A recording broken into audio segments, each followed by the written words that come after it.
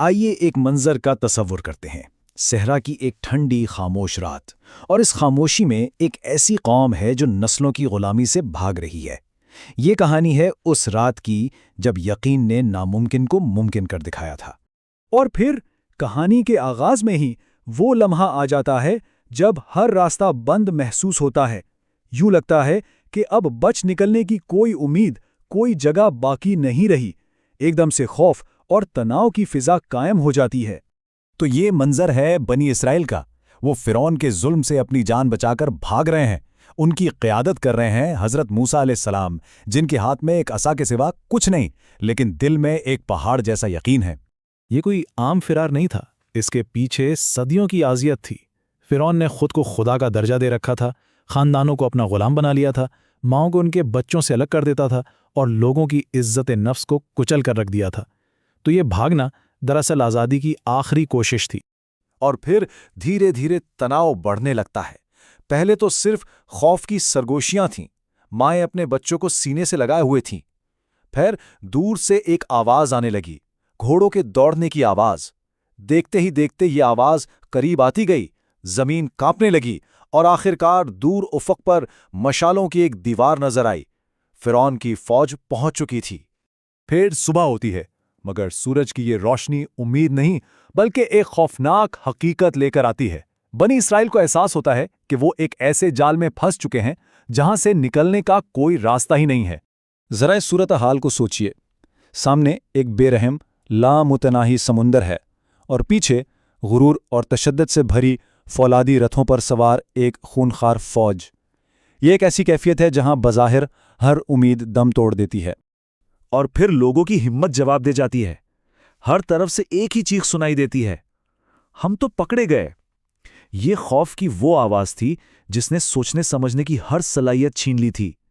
یوں لگا جیسے آزادی کا خواب شروع ہونے سے پہلے ہی ختم ہو گیا۔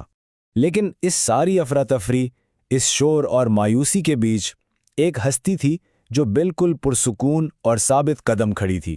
یہ منظر بہت عجیب تھا۔ ایک طرف ہزاروں لوگوں کا ہجوم تھا جو خوف سے کانپ رہا تھا، اور دوسری طرف حضرت موسیٰ علیہ السلام تھے جو مکمل سکون کے ساتھ کھڑے تھے۔ اور پھر ان کے الفاظ گونجتے ہیں، ہرگز نہیں، میرا رب میرے ساتھ ہے، وہ مجھے راستہ دکھائے گا۔ یہ صرف الفاظ نہیں تھے، یہ ایمان کا اعلان تھا۔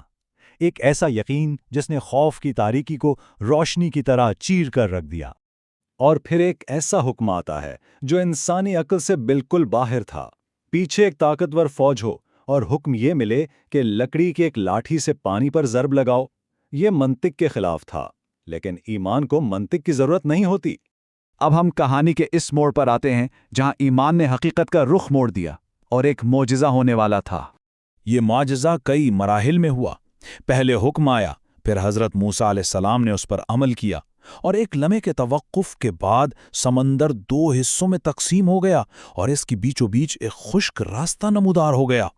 یہ منظر کیسا ہوگا؟ ذرا سوچئے۔